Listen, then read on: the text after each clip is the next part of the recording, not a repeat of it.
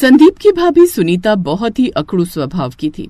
संदीप के माता पिता नहीं थे, इसी वजह से संदीप अपने भैया भाभी के साथ ही रहता था। सुनीता के अकड़ू स्वभाव की वजह से कई बार संदीप बहुत दुखी हो जाता था। मैं तो इस घर में नौकर हूँ, सारा दिन घर के काम करते रहो। जब सारे कपड़े मशीन में धुल गए तब देवर जी को याद आया कि शर्ट भी धुलने देनी है। सुनीता भाभी, मैंने आपको कल रात बोला था, जब आप कपड़े धोने लगोगे मुझे बता देना। अब मैं कोई टेलीविजन या रेडियो तो हूँ नहीं जो आपको खबर देती रहूं कि मैं कब क्या कर रही हूँ। खुद ध्यान रखना सीखो या ध्यान रखने वाली ले आओ। मैं नौकर नहीं हूँ जो तुम्हारी हर चीज का ख्याल रखे। तभी पड़ोस में रहने वाली शिखा घबराई हुई आ जाती है। संदीप पापा की तबीयत बहुत खराब हो गई है, वो कुछ बोल नहीं रहे। क्या? रुको मैं देखता हूँ, तुम घबराओ नहीं। संदीप और शिखा पड़ोसी होने के साथ साथ अच्छे दोस्त भी थे। दोनों बचपन से साथ में पले बढ़े थे। शिखा के ऊपर अचानक दुखों का पहाड़ टूट पड़ता है। पहले शिखा की मम्मी नहीं थी, अब पिता का साया भी अचानक शिखा के सिर से उठ गया।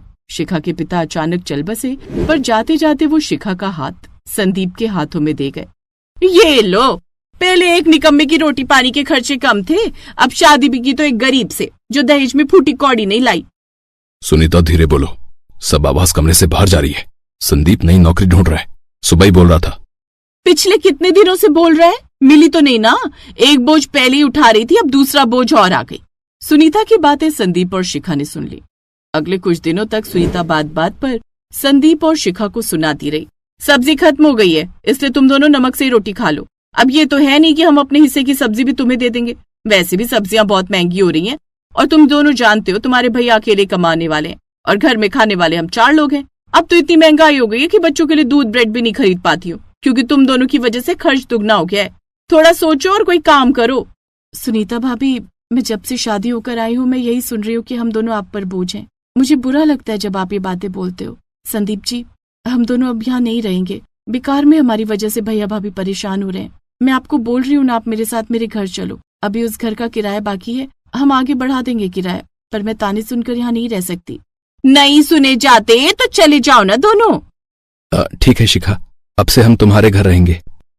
और फिर संदीप ने अपना घर छोड़ दिया और बराबर में शिखा के घर जो किराए का था उसमें रहने लगा। पर काम करना जरूरी था। सुनो, तुम पापा का ही काम कर लो। पापा बाजार में मटर पनीर की सब्जी और पूड़ी बेचा करते थे। पापा को मार्केट में सब जानते हैं। जैसे पापा काम करते थे मैं वैसे ही तुम्हें बता दूंगी। कम से कम कोई काम तो शुरू होगा। तुम्हें कितनी परेशानी हो रही है शिखा? मेरे पास पैसे नहीं है, सब कुछ तुम्हें ही करना पड़ रहा है। अगर मैं साथ नहीं दूंगी तो कौन देगा? हम दोनों का जन्म जन्म का साथ है। तुमने मेरी ऐसे समय में मदद की थी जब मुझे सबसे ज्यादा जरूरत थी।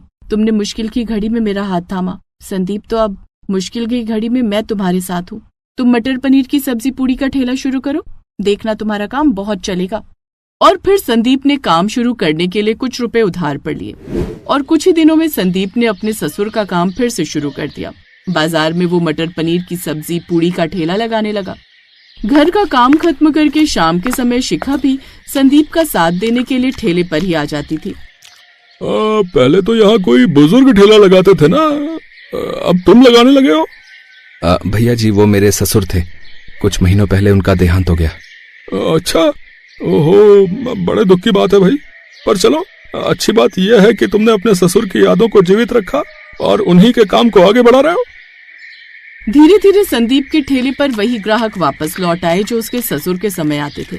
संदीप का काम चल गया और अब उन्हें अच्छी कमाई होने लगी।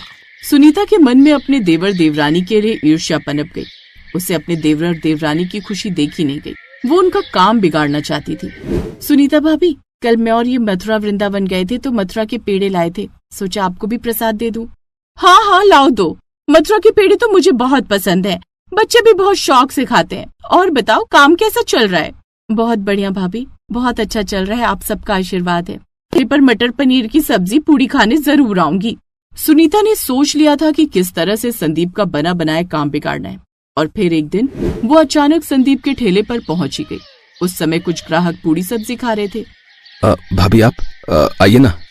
हाँ, सोचा मेरे देवर ने नया काम खोला है तो मैं भी देखने आ जाती हूँ। अरे वाह, मटर पनीर और पूड़ी की खुशबू कितनी बढ़िया आ रही है। खुशबू से मुंह में पानी आ रहा है, भूख लग गई मुझे तो।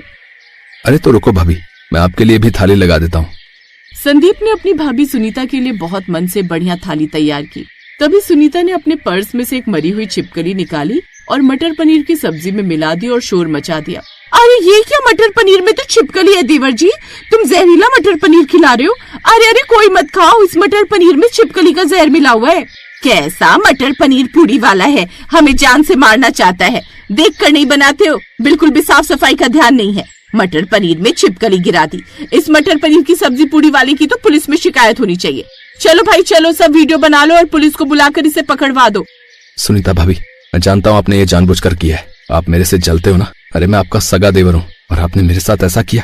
मेरी बात मानो, मैं बहुत साफ सफाई के साथ सब कुछ बनाता हूँ, यहाँ तक कि मेरी पत्नी भी इसमें मेरा साथ देती है। हम चीजों को बार बार धोते हैं, मैं कभी ऐसी गलती नहीं कर सकता। तभी शिखा भी ठेले पर आ जाती है। ठेले पर ग्राहक संदीप को पीट रहे थे। अगर तुमने गलती की है तो इसमें मैं तुम्हारा साथ नहीं दूंगी देवर जी, तुम्हारी गलती सामने है। देखो मटर पनीर में छिपकली है। कैसी बातें कर रही हो भाभी, शर्म आनी चाहिए आपको। आप मेरे पति पर झूठा इल्जाम लगा रही हो ताकि इनका काम खराब हो जाए। दिखाओ छिपकली को, कौन सी छिपकली है, मैं भी तो देखूं। शिखा की बात सुनकर सुनीता घबरा जाती है, क्योंकि छिपकली को देखकर तो दूर से ही लोग डर जाते हैं। अब उसको हाथ में कौन पकड़े। लोगों ने असलियत तो देखी नहीं। सच तो ये था कि जो छिपकली सुनीता ने सब्जी में गिराई थी वो बिल्कुल असली जैसी दिखती थी, पर वो नकली छिपकली थी। अरे अब देखने से क्या होगा, मेरी कटोरी में है, मैं इसे फेंक देती हूँ। दूर से देखो, हाथ मत लगाना नहीं तो जहर फैल जाएगा। नहीं नहीं, जहर तो फैल चुका है आपकी झूठी बातों का, मैं हाथ में लेकर जरूर देखूंगी। शिखा ने निडरता के साथ मटर पनीर की सब्जी में से छिपकली को पकड़ लिया और सच सामने था। ये देखिए, ये छिपकली नकली है, एक खिलौना जो अक्सर असली छिपकली की तरह दिखती है। आप सब भी अपने हाथ में लेकर देखिए, घबराइए नहीं, ये नकली है। अरे अरे हाँ, ये तो नकली छिपकली है। इसका मतलब ये औरत झूठ बोल रही थी। इस बेचारे शरीफ और ईमानदार दुकानदार को बदनाम करना चाहती थी। हाँ आपने सही कहा, ये मेरी जेठानी है। हमारे काम से इन्हें जलन हो रही थी। ये चाहती थी कि हमारा काम बंद हो जाए, इसीलिए इन्होंने ऐसी घटिया हरकत की। अरे फिर तो इन्हें पुलिस के हवाले करना चाहिए हैं? इन्होंने आपके काम को खराब करना चाहा। अगर आप इनकी गलती ना पकड़ते तो आज आपके पति को पुलिस के हवाले करवा देती। सुनीता भाभी, अगर मैं चाहूँ तो अभी के अभी पुलिस को बुला सकती हूँ, पर मैं ऐसा नहीं करूंगी क्योंकि मैं आपकी तरह गिरी हुई नहीं हूँ। दफा हो जाओ यहाँ से और आज के बाद हमारे सामने कभी मत आना। शिखा ठीक कह रही है भाभी, आपने ऐसी हरकत करके रिश्तों को ही खत्म कर दिया। आपको भाभी कहते हुए भी मुझे शर्म आ रही है। आपसे हमारा कोई रिश्ता नहीं। सुनीता कुछ नहीं बोली, वो शर्मिंदगी के साथ मुंह लटकाती हुई वहां से चली गई। उस दिन के बाद संदीप ने अपने भैया भाभी से रिश्ता बिल्कुल खत्म कर दिया और फिर से पूरी मेहनत और लगन के साथ अपना काम करने लगा।